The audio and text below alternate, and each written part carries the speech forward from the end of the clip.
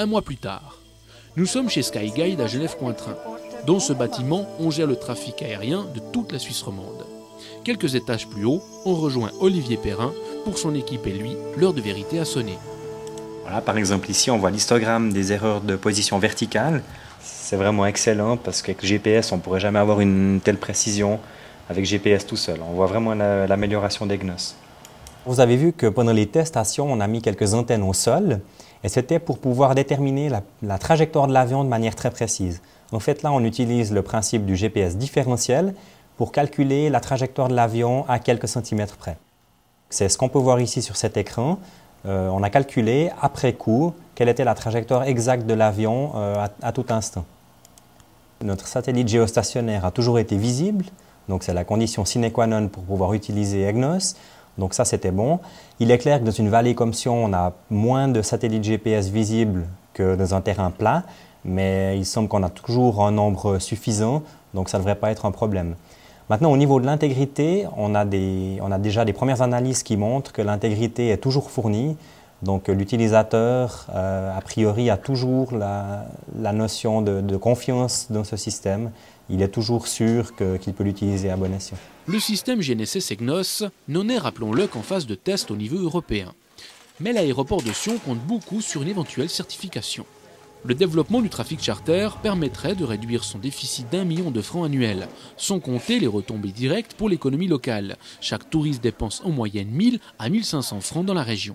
Sion est actuellement certifié pour des Boeing 737-300, des Jumbolino. Il faut savoir que c'est des avions du type vieillissant, c'est-à-dire qu'ils vont disparaître dans un certain temps du marché de l'aviation, du marché des transports. Pour pouvoir accueillir des avions plus gros, avec un coût moindre pour les compagnies, il est important de jouer, au moins d'essayer de jouer cette carte de GNSS. Et malheureusement, je dirais même qu'on a cherché longtemps un autre système. Je pense que c'est la dernière carte qu'on peut déjà jouer pour l'aéroport de Sion. Mais d'ici à ce que GNSS EGNOS soit opérationnel en Europe, il va encore s'écouler du temps.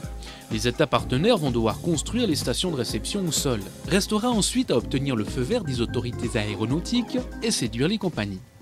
Il y a beaucoup de travail à faire, que ça ne dépend pas tout à fait de le travail qu'on fait au niveau technique, c'est plus à côté opérationnel et d'autres groupes de travail. Mais quand même, la validation opérationnelle à niveau technique, de la signal et le travail qu'on fait nous, ça commence à partir de 2005. Derrière, il faut que les compagnies investissent pour équiper leurs avions, ce qui sous-entend qu'ils ont des procédures qui peuvent être volées en EGNOS, donc c'est un travail conjoint. On va développer des procédures, mais il faut aussi encourager les compagnies à équiper et à certifier les matériels. Puis en fonction de ça, dès que tout le monde est prêt, on mettra l'interrupteur sur vert puis on démarre. Les stations au sol devraient être prêtes en 2004 et le système EGNOS utilisable d'ici 2006 à 2008. 20, 10.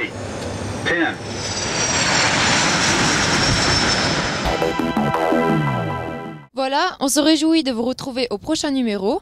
En attendant, recommandations habituelles de prudence et à bientôt!